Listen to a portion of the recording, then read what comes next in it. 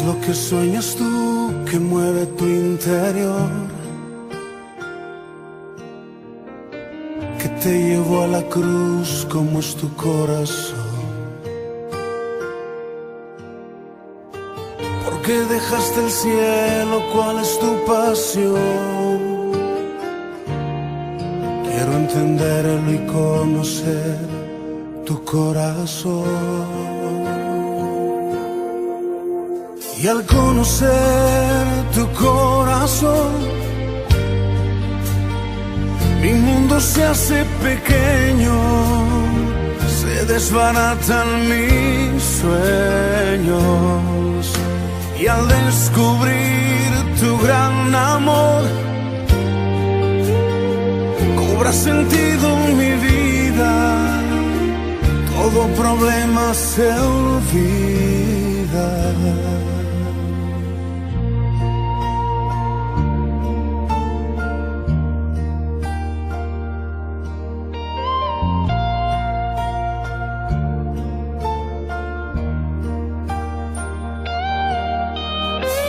Mirar con tu mirar es el deseo en mí. Sentir tu corazón dentro de mi latir. Vivir por tus anhelos y por tu sentir. Es como quiero cada día yo vivir. Y al conocer tu corazón, mi mundo se hace pequeño, se desbaratan mis sueños. Y al descubrir tu gran amor, cobra sentido mi vida, todo problema se olvida. Y al conocer tu corazón, mi mundo se hace pequeño, se desbaratan mis sueños. Y al descubrir tu gran amor, cobra sentido mi vida, todo problema se olvida.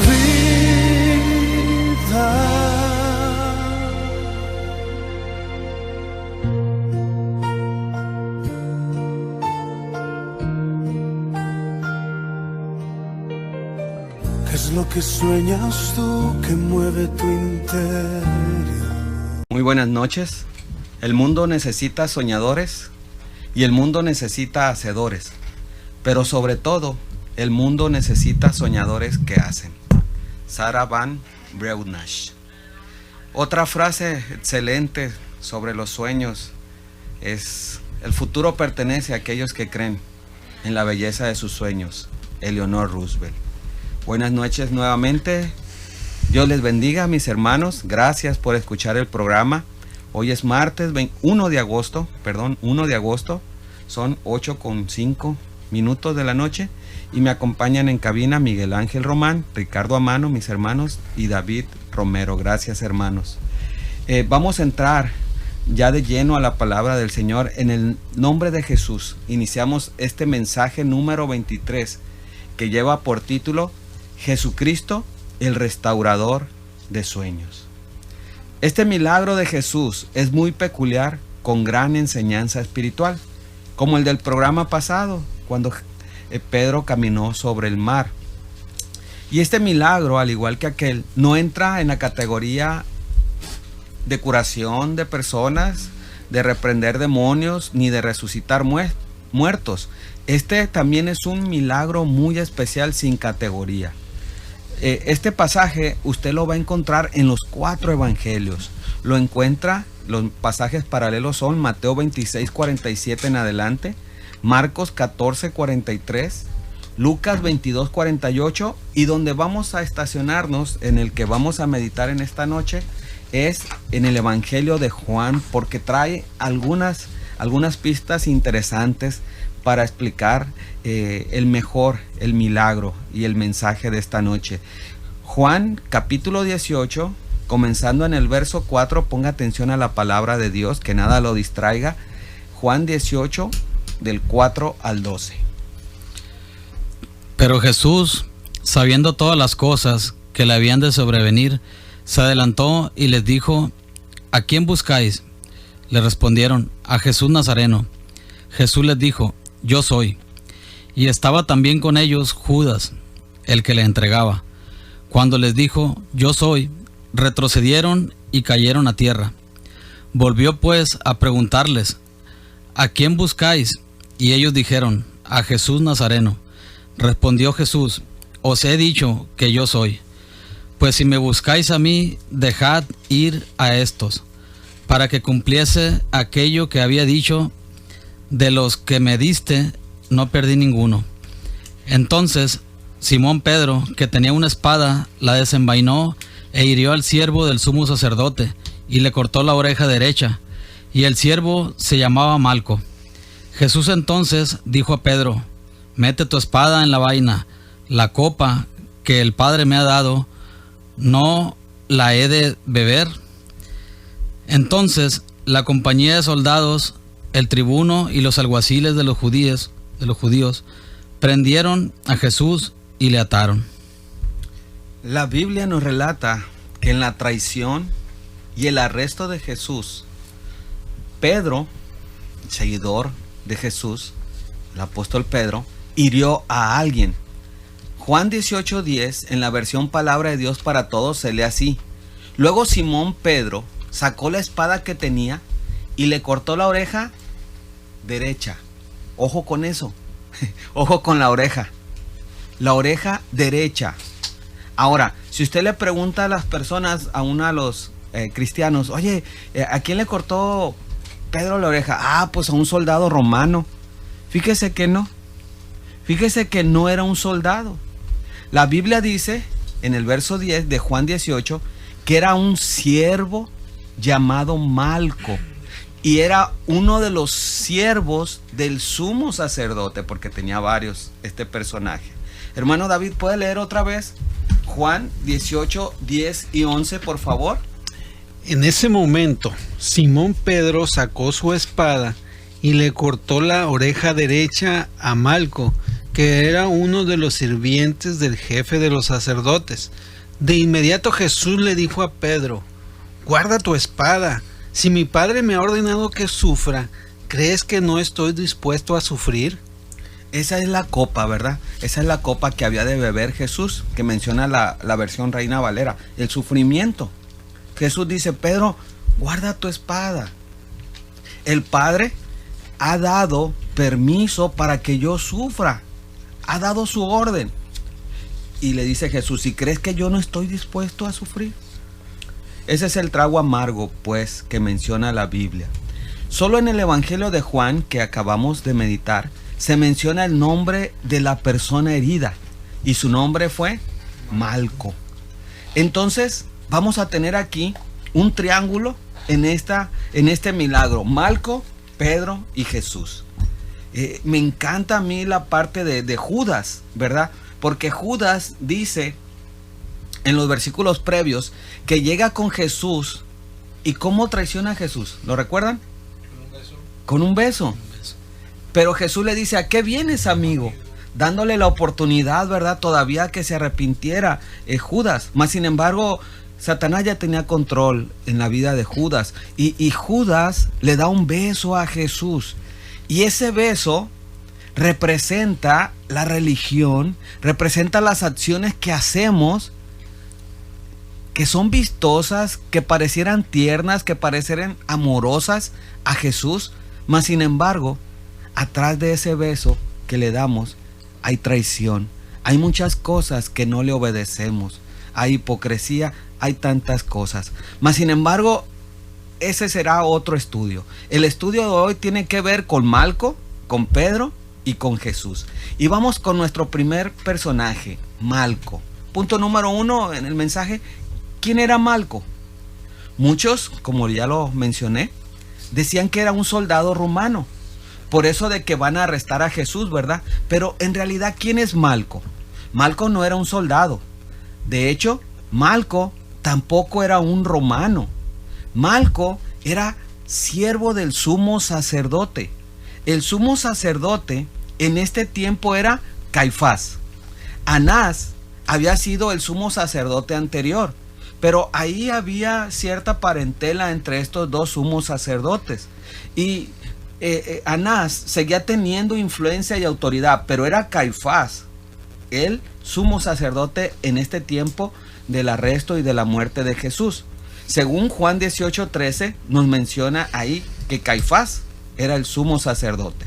Ahora, para ser siervo del sumo sacerdote, tú no tenías que ser cualquier persona. Tenías que estudiar para ser sumo sacerdote. Había una escuela en la época de Jesús donde se metían todos los que querían ser sacerdotes. Y había muchos requisitos. Más adelante vamos a hablar de esto. Había requisitos para entrar en la escuela de sacerdotes y llegar a ser así el sumo sacerdote.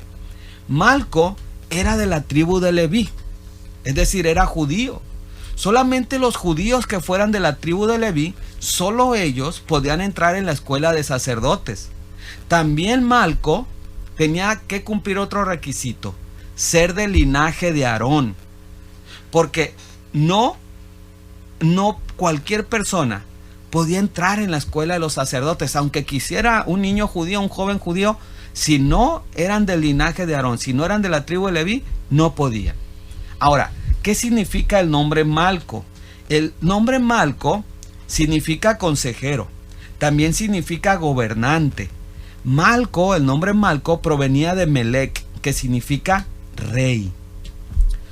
Y vemos que en esta captura de nuestro Salvador se pone de manifiesto la ceguera del pecador, la obstinación del hombre pecador. Ahora, no nos perdamos. Malco tenía un ministerio. ¿Cuál era su ministerio? Siervo del sumo sacerdote. Malco había dedicado prácticamente toda su vida a eso. Ojo con esto, ojo con esto. Él toda su vida la había dedicado para el estudio de Dios. Malco anhelaba ser sumo sacerdote. Malco tenía que aprender cómo caminaba, cómo hablaba, cómo se desenvolvía el sumo sacerdote, porque él tenía que hacer todo lo que el sumo sacerdote hace.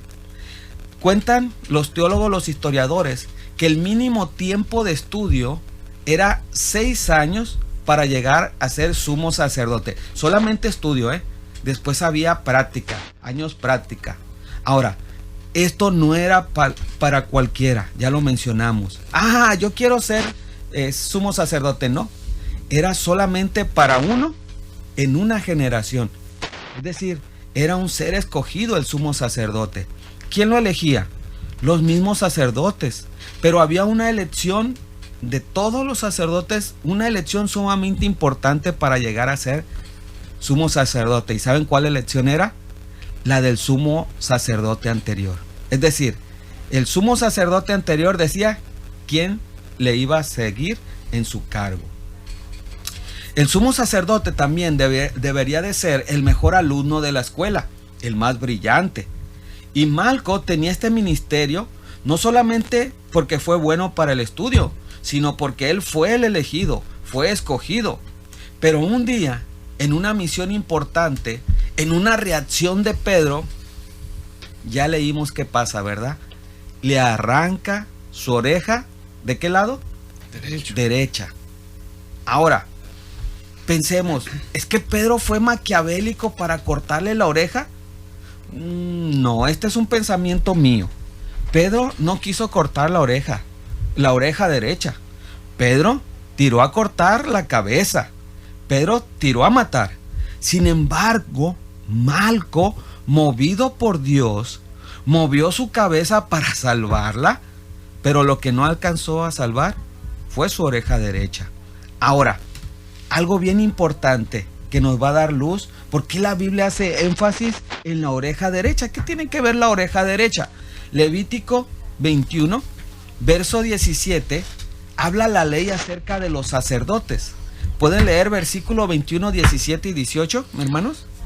Dice la palabra: habla a Aarón y dile: ninguno de tus descendientes por sus generaciones que tenga algún defecto se acercará para ofrecer el pan de su Dios, porque ningún varón en el cual haya defecto se acercará, varón ciego o cojo, o mutilado o sobrado.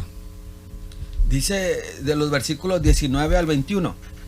O varón que tenga quebradura de pie o rotura de mano, o jorobado o enano, o que tenga nube en el ojo, o que tenga sarna o empeine o testículo mayugado. Ningún varón de la descendencia del sacerdote de Aarón, en el cual haya defecto, se acercará para ofrecer las ofrendas encendidas para Jehová. ¿Hay defecto en él? No se acercará a ofrecer el pan de su Dios. Mis hermanos, eso era la ley. Y con la ley de Dios, con la ley de Moisés, con la ley levítica, no se jugaba, se tenía que cumplir. Y la ley, pues, hacía diferencia de personas. La ley era algo, muy, muy complicado. Y usted podrá decir, hermano, pero Malco se podría dejar crecer la greña, ¿no? El pelo, y cubrir su oreja. Se podría poner un gorro y no se verá su problema en la oreja. ¿Qué oreja? Derecha. La oreja derecha, ¿verdad? Mire, todo niño judío, todo jovencito en la época de Jesús tenía un sueño. Hoy los jóvenes, ¿verdad? También tienen sueños. Usted, yo, tuvimos sueños de juventud. Los jovencitos sueñan con ser Messi, con Neymar o Cristiano Ronaldo. Las niñas sueñan con ser Katy Perry o alguna actriz importante. El sueño de cada niño judío era ser un hombre con un vestido largo. Ser un hombre con ese vestido largo con sonido de campanas de oro, granadas de color azul. Y que en ese vestido, ese hombre imponente tenía dos piedritas a cada lado en el efod, en algo que se colgaban ellos, y una piedrita se llamaba Urim, la otra Tumim. Cada piedrita significa sí, el de la derecha, no, el de la izquierda, y abajo de esas piedritas tenían los nombres de las tribus de Israel, que significaba que el pueblo de Dios caminaba bajo la voluntad de Dios. Este hombre también tenía una mistra, es decir, un turbante que tenía lino blanco y tenía una plaquita de oro que, sostenida por una cinta azul, tenía un letrero, y el letrero era este: santidad a Jehová. Este hombre decía que el pueblo de Dios seguía a un Dios santo, a un Dios santo, santo, santo. En pocas palabras, el sumo sacerdote era el héroe del pueblo. El sumo sacerdote era el sueño de todo niño judío, porque era muy difícil llegar, ya lo mencionamos. Había muchos requisitos. Tenían que venir del linaje sacerdotal, ya lo vimos. Tenían que conocer la Torá, el Pentateuco. Tenían que conocer también el Tanaj, los 24 libros de la Biblia hebrea. El Talmud, que son creencias, costumbres, leyes rabínicas del pueblo de Dios. Escuchen esto, ¿verdad? A los que no les gusta estudiar. El pueblo de Israel era un pueblo muy culto, y más el sumo sacerdote. Vamos a continuar en este punto después de este corte. Regresamos, 8:26. Este joven Malco, pues, ya vimos que estudió mucho para lograr su sueño, es decir, pagó el precio. Y aquí agradezco a Dios la enseñanza de mi madre, ¿verdad? Ella decía: tienes que sufrir para merecer, tienes que pagar el precio. Y te animo a ti, joven, a ti, papá joven, matrimonio joven, que están luchando por lograr sueños. Ahorita en el corte decíamos a nuestros hermanos que nos ven en la red social, ¿verdad?, a través de Facebook, que el Señor no deja de lado ninguna experiencia, tampoco ningún sueño, y ahorita lo vamos a mencionar. El Señor tiene control de todo. Este joven Malco también tenía que ser seleccionado y escogido, y iba a recibir el nombre de Talmidín, que significa el que sigue las instrucciones de la Talmud. Es decir, iba a ser un discípulo. Malco tenía que caminar al lado del sacerdote, servir al sacerdote junto con otros, para lograr subir escalones. Dice Juan, ahí donde leímos, que uno de los siervos del sumo sacerdote, o sea que había varios. Para ser sumo sacerdote, pues primero tenían que servir al sumo sacerdote. Y Malco traía este sueño desde pequeño.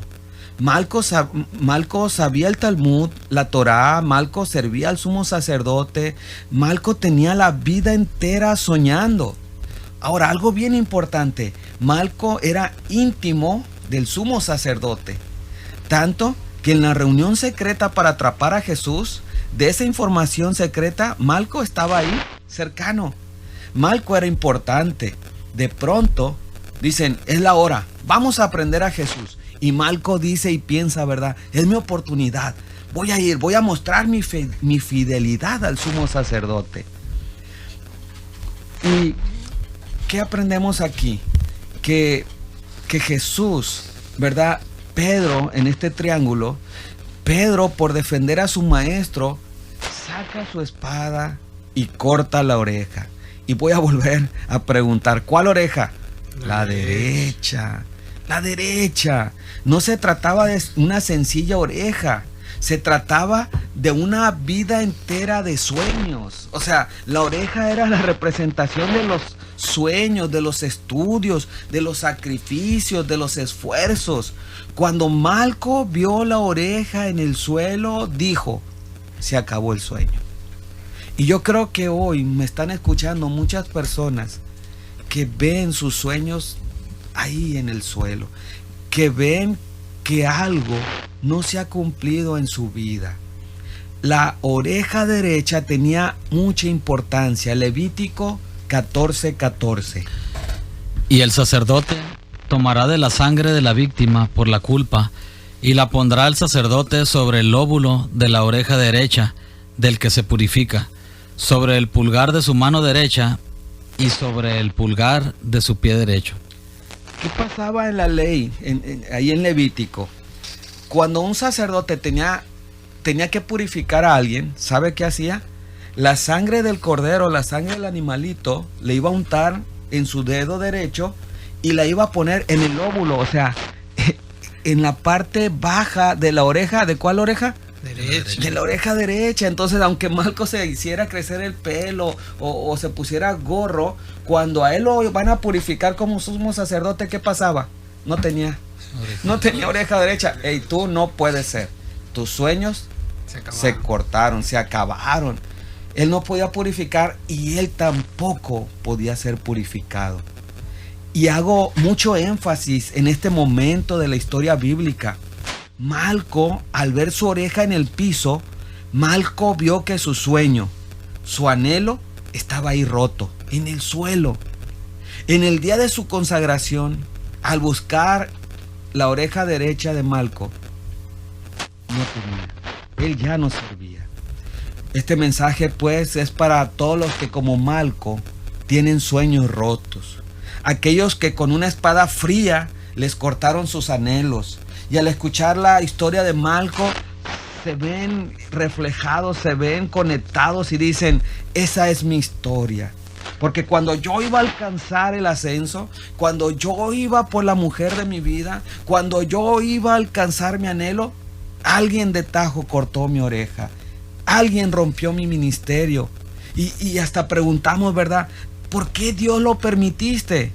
¿Y sabes por qué lo permitió el Señor? Por eso. Porque era tu ministerio, era tu sueño. Y Cristo quiere darte su sueño. Cristo quiere darte su ministerio para la gloria de Él. Conozco hermanos que han dejado su ministerio. Otros están a punto de hacerlo, de tirarlo todo. Todo siervo de Dios, escucha, todo siervo de Dios, según las estadísticas, han pensado no una, muchas veces abandonarlo todo. Toda una vida de servicio en el suelo. Pero algo más importante que debo mencionar a ti, hijo de Dios, es que la oreja no se quedó en el piso. La oreja no se quedó en el suelo. Jesús la restauró en su lugar. Y Cristo quiere restaurar tus sueños que hay en tu vida. Cristo te invita hoy a que sigas soñando, que no dejes de soñar. Encontré algunas frases que hablan al respecto. Dice, los sueños solo mueren si muere el soñador. Otra frase dice, así que cuidado con el miedo, con el temor, porque le encanta robar sueños. Otra más dice, los sueños no tienen fecha de caducidad. Así que respira hondo y vuelve a soñar. ¿Has tenido algún sueño en tu vida? ¿Tienes algún proyecto de vida? Hoy le llaman así, proyecto de vida, a lo que en mi tiempo decían los sueños, ¿verdad? Las metas. ¿Tienes algún anhelo en tu vida? Pero quizás al transcurrir tu vida te han sucedido cosas y esos sueños se vinieron abajo. Quizás fue una mala decisión, quizás fue un embarazo antes de tiempo, quizás una separación no contemplada, quizás una enfermedad, quizás la muerte de alguien importante para ti, que tenían un futuro juntos. Nos compartía Jeremy Camp el sábado, ¿verdad? Algo importante que le pasó en su vida personal. Jeremy Camp, la primera esposa que tuvo, partió con el Señor por cáncer. E imagínate, ¿no? El sueño roto, la compañera muere. Y quizás tú, al igual que Marco, tú estás viendo la oreja en el piso. Deja de ver la oreja y mira al Salvador. Alguna vez leí en un libro que mi esposa leía, encontré algo que nunca olvidaré y quiero compartirlo, y creo que está ad hoc a este momento. Recuerdo que el libro se llamaba Los sueños de toda mujer. Y este libro decía algo que ahorita mi hermano David compartía en el anuncio. Aún los sueños que tú nunca lograste, de ese libro, los sueños que tú ya olvidaste, porque hasta algunos sueños ya los olvidaste, no se lograron. No fue mi tiempo, no era para mí. Los olvidaste. Decía este libro, los sueños que no lograste y los sueños que olvidaste, el Señor nunca los olvidó y los hará una realidad en tu vida. No dejes de soñar, porque Dios nunca olvida tus sueños. Regresamos después de este corte. Seguimos. Hoy el Señor, hermana, hermano, Jesús, hoy nuestro Maestro nos desafía a que volvamos a soñar. En los evangelios, usted siempre encontrará a un Jesús que nunca le da la espalda a una persona en necesidad, jamás. Cuando Jesús encontró sufrimiento, Él lo alivió. Cuando encontró enfermedad, ¿qué hizo? Él la sanó. Cuando aún encontró muerte, ¿qué hizo? Él volvió a la vida. ¿Se acuerdan de la viuda de Naín? No tenía nombre en la escritura, era la viuda. Porque el sueño con su marido se había esfumado y el sueño había pasado al hijo. Pero ¿qué pasa? También el hijo muere. Y cuando va a sepultar al hijo, esta viuda no va a sepultar a su hijo, va a sepultar todos sus sueños. ¿Y qué hace Jesús? Da la vida, vuelve la vida. Este es el Jesús. Necesitamos apreciar esta verdad acerca de nuestro Señor Jesucristo. Porque, ¿sabes? Ante la confusión del momento, todos huyeron. Sin embargo, Jesucristo mira a Malco. Mira que alguien perdió su sueño. ¿Y qué hace Jesús? Restaura tu sueño. Hace un milagro de puritita gracia. ¿Sabes por qué? Porque Malco no merecía esto. Malco era enemigo de Jesús. Malco iba en contra de Jesús. La multitud se pierde este milagro de gracia porque se fue, huyó, corrió. Pero Jesús, aún en medio de todos los problemas, aún en medio de toda circunstancia, Él no pierde su dominio propio. Y tenemos que aprender esto, hermano Miguel. Ahorita nos comparte algo. Tenemos que aprender a tener dominio aún de las cosas que no podemos controlar, aún de las cosas que causan que saquemos la espada y arranquemos cabezas, orejas, destruyamos ministerios. Tenemos que tener sentido de dominio propio. La multitud y mucha gente se pierde que este era uno de los últimos milagros de Jesús. Malco no tiene fe, Malco ni siquiera es convertido, Malco iba en contra de Jesús, pero Dios obra en él de una manera milagrosa, con un milagro lleno de gracia. Todo lo que se le quitó, se le devolvió. Y esta es una hermosa enseñanza en la Biblia, la restitución.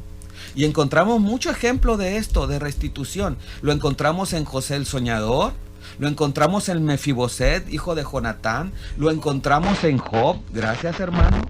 En Job lo encontramos en David.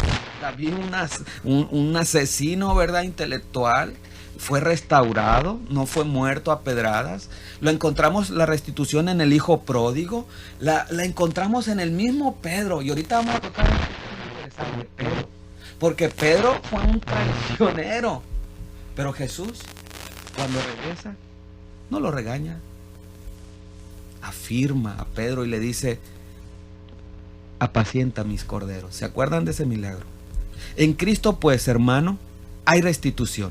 Y el Señor Jesús quiere restituir tu vida, tu ministerio, tu familia. Jesucristo quiere restituir tu relación con Él. Y me encanta Job 8:7. Job 8:7 dice la palabra de Dios. Aquí está la restitución en una frase corta. Dice: y aunque tu principio haya sido pequeño, tu postrer estado será muy grande.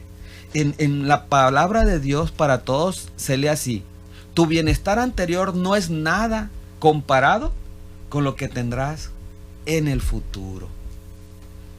¿Qué pasó en la vida de Malco? ¿Qué cambio experimentó la trayectoria en la existencia de este hombre? Desconozco qué fue de él. Estuve investigando a ver si Malco había terminado siendo, al final de cuentas, siervo del sumo sacerdote. Pero ¿saben? Yo creo que no. Porque si Malco fue sumo sacerdote, Malco se iba a tocar la oreja derecha. Y Malco iba a decir: Jesucristo es el que me tiene aquí como sumo sacerdote. O sea, soy un milagro de Jesús. Soy un objeto de la gracia de Jesús. Y saben, en el sistema religioso de aquellos tiempos y aún en el de hoy, la gracia la sacan por la ley. Y esto es demasiado triste. Vamos a ver ahora a Pedro. Vámonos con el segundo punto, Pedro. Mateo 26:51. Bueno, ¿me están diciendo un corte? Nos vamos a un corte rápidamente. Vamos ahora a ver algo bien importante en el Evangelio de Lucas. Solo en el Evangelio de Lucas ya estamos viendo, mis hermanos, el punto 2, Pedro. Lucas 22:49-50. Dice la palabra de Dios: viendo los que estaban con él lo que había de acontecer, le dijeron: Señor, ¿heriremos a espada? Y uno de ellos hirió a uno, siervo del sumo sacerdote, y le cortó la oreja derecha. Lucas nos expresa que los seguidores de Jesús, ojo con esto, escuche, preguntaron, le dijeron: Señor, ¿atacamos con espada? Ahora, ¿por qué le dijeron esto a Jesús? Porque acuérdate que entre los seguidores de Jesús había celotes. ¿Quiénes eran los celotes? Eran unos nacionalistas judíos extremistas. Ellos querían matar, y más a los romanos. Ellos eran violentos, ellos eran extremistas. Había dos celotes. Entonces ellos dijeron: Señor, ¿atacamos con espada? Y aquí es bien hermoso preguntarle a Dios antes de actuar. Pedro, estudiamos la semana pasada, en el milagro anterior, que le preguntó a Cristo antes de actuar. ¿Se acuerda qué le preguntó? Señor Jesús, si eres tú, manda que yo vaya a ti sobre las aguas. Jesús pidió permiso para caminar en el agua. Pedro pidió permiso. Pero ahora vemos que Pedro ya no le preguntó. Pedro nos representa exactamente a nosotros. A veces le preguntamos a Dios: Señor, ¿me caso con ella? Sí. Sí. Y el Señor te dice sí. Y cuando me voy a divorciar no le pregunto a Dios. O sea, a veces hago las cosas a mi manera. Pedro se le olvidó tomar en cuenta a Dios. Él no preguntó como los demás. ¿Qué hizo Pedro? Actuó. Y a veces resulta tentador encargarnos de los asuntos nosotros, forzar la situación. Me sucede algo y yo respondo. Pero la mayoría de las veces esas actitudes nos conducen a pecar.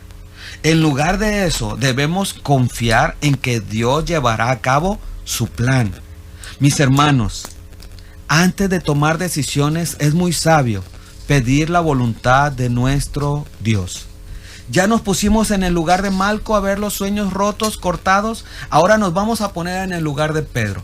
Ahora toma conciencia de aquellas acciones arrebatadas que tú y yo hemos hecho y han cortado los sueños a otros.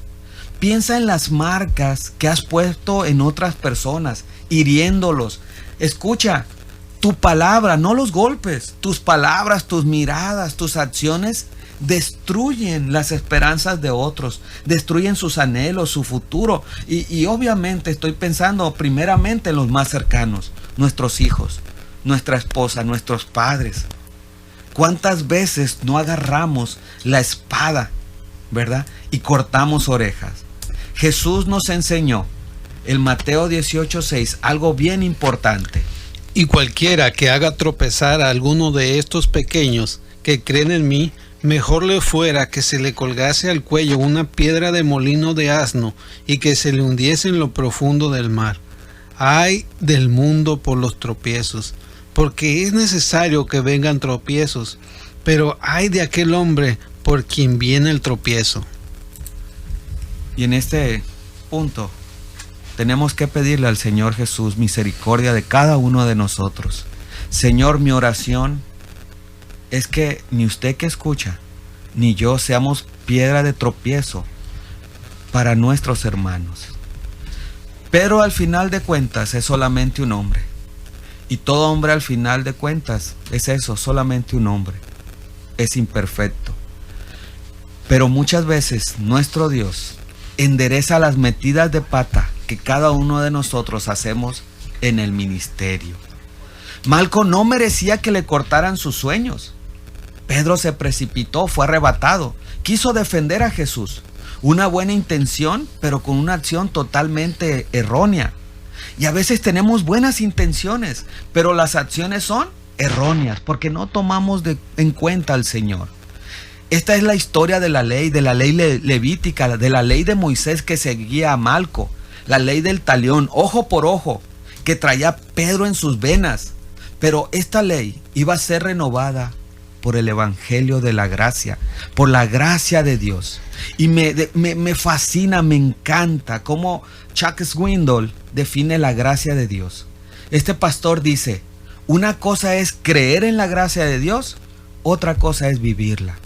Para entender la palabra gracia, dice Swindoll, debemos retroceder hasta un término hebreo antiguo que significa agacharse, inclinarse. Más adelante, en la historia, llegó a incluir la idea de conceder un favor, el término gracia. Es pues mostrar gracia, extender un favor o bondad hacia alguien que no la merece y que jamás puede ganarla. Escucha la definición de gracia de Chuck Swindoll, el pastor. Dice, el amor que asciende, o sea, el amor que mira hacia arriba, es adoración. El amor que sale a los lados, que sale afuera, es afecto. Pero el amor que se inclina es gracia. Uf, hasta los vellos se me erizan. El amor que se inclina es gracia. ¿Y qué hizo Jesús con Malco? ¿Qué hizo? Usted dirá, pues le sanó la oreja, hermano, que no. Pero ¿dónde estaba esa oreja? Yo le contesto, ¿dónde estaba? En el suelo. En el suelo. ¿Y quién se inclinó? ¿Quién se arrodilló para tomarla? ¿Quién lo hizo? Jesús. Los discípulos corrieron, los demás enojados, y Jesús responde a todo este acto violento con gracia. Se inclina, se arrodilla. Y sabe, eso es exactamente lo que Jesús, este hermoso Jesús, quiere hacer contigo, quiere darte de su gracia. ¿Están tus sueños tirados? ¿Están tus anhelos rotos? ¿Está tu corazón despedazado al haber sido tirado por alguien o por algo? Cristo en esta hora te quiere dar de su gracia. Ahora, seguramente puedes entender las palabras de David en el Salmo 40. este rey David, este hombre que experimentó la gracia de Dios en su vida, escucha lo que escribió. Salmo 40, uno de mis preferidos, dice: pacientemente esperé a Jehová. Y luego dice el Salmo: y él se inclinó a mí y oyó mi clamor. Y cuando la Biblia dice que David tenía un corazón conforme al corazón de Dios, significa que David, el rey David, hacía lo que hacía Dios. ¿Qué hacía el rey David? Se inclinaba ante su pueblo. Este era el rey de la gracia. Por eso es que este hombre era como el corazón de Dios. Un corazón lleno de gracia. Ahora, Jesús solamente no sanó una oreja. Jesús restauró la vida rota de un hombre por puritita gracia. Jesús, ante los sueños rotos, ante Malco, que iba en contra de él, ¿qué hizo? Restaura sus sueños. Lucas 22, 51b dice la palabra de Dios, y es el único pasaje de los 4 evangelios que dice que hizo Jesús con Malco. Y tocando su oreja, le sanó. Otra versión dice que tomó la oreja del piso, por gracia, se levantó y se la pegó en su lugar restaurada. Aquí está el milagro de la gracia. Alguien que no merece, Dios le restaura. Cristo no solamente hace el milagro de sanar su herida, sino de restaurar sus sueños, su ministerio. Y quizás usted que está escuchando tiene un ministerio, o quizás tenía un ministerio, y de repente, de la nada, alguien tira la espada a matar y no le quitó la vida, pero sí hiere su ministerio, sí hiere su testimonio, sí rompe los sueños que tenía en el reino de Dios. Pregunta: ¿cómo está tu ministerio hoy? Quizás tienes la oreja herida, quizás estás sin vida, a la oreja en el piso, pero aquí está Jesús frente a ti. El mismo que Jesús que restauró el ministerio de Malco quiere hacerlo contigo, quiere darte de su gracia. Cuando otros quieren aplicar la ley en ti, Cristo te quiere llenar de su gracia. ¿Qué hace Jesús con Pedro? ¿Qué hace Jesús con los que mutilan, con los que cortan los sueños?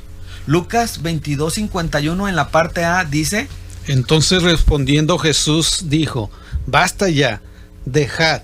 Y en Juan 18:11 Jesús entonces dijo a Pedro: mete tu espada en la vaina, la copa que el Padre me ha dado, ¿no la he de beber? ¿Se fija? No hay fanatismo, sino dominio propio contra aquellos que se vuelven en nuestra contra. ¿Pedro aprendió esto? Sin duda. Pedro tuvo cuidado de ya no romper sueños, pero también nos enseña que aquellos que responden violentamente, cuando se trata de las cosas de Dios, tenemos que aprender que no es con espada. Dice Pedro: estad siempre preparados para presentar defensa con mansedumbre y reverencia a todo el que demanda razón de tu esperanza. Fíjate, Pedro lo aprendió. Ahora, Pablo vivió la violencia por causa de Cristo, y Pablo nos exhorta en Colosenses 4:6. Sea vuestra palabra siempre con gracia, sazonada con sal, para que sepáis cómo debéis responder a cada uno. Colosenses 4:6. Y quiero terminar en estos 2 minutos que quedan haciendo una oración para ti, que quizás alguien ha destruido tu ministerio. Quizás estás a punto de tirarlo todo a la borda, como lo mencionamos. También quisiera orar por aquellos, ¿verdad?, que han dado con la espada a otros. Y en especial, orar por sanidad por Verónica Flores, por Chuyita Vázquez, y por el hijo de nuestra hermana Chuyita, por Felipe Reigosa, este joven, por Ichel también. Y pienso en Stephanie. Stephanie, Dios te bendiga. Tomaste la mejor decisión ese día en el estadio. Y te animo que deposites todos tus sueños en Dios. También saludamos a la gente que escucha en Dimas, en Rosario, en los pueblos de nuestro alrededor. Y una oración muy especial por Carlos Enrique Santiago Núñez, un consiervo. Jesús quiere restaurar tu sueño, hermano. Bendito Señor, gracias, porque solo tú, Jesús, puedes restaurar una vida rota. Señor, como lo has hecho con Malco y conmigo, con toda persona que está sufriendo. Regresamos por último, ¿verdad? Hay una película ahorita en cartelera, se llama Dunkirk, o se escribe Dunkerque, y trata la historia de 400,000 hombres que quieren intentar regresar a su hogar, atrás dejando la guerra, y no lo logran sin lograrlo. Y su hogar va hacia ellos. Y un jovencito persigue un sueño, y en un barco civil, familiar de un papá, un joven llamado George, que para mí es importante en la película, va a rescatar a estos hombres arriesgando su propia vida. Él tenía un sueño, este jovencito anónimo, George. El sueño era salir en los diarios haciendo una cosa generalmente grande y que diera orgullo a sus padres. Este jovencito cumple su objetivo, pero él no lo ve. Pero al final de cuentas el Señor también le logra cumplir su sueño. Y les animamos, ¿verdad? Nos despedimos con esto. Anima al pueblo, el Señor, a que sigan soñando. Dios les bendiga. Estamos despedidos del programa, mis hermanos. Dios los bendiga. Dios les bendiga, muy buenas noches. Muy buenas noches, aquí los esperamos. Dios los bendiga. Saludos, tío Tony.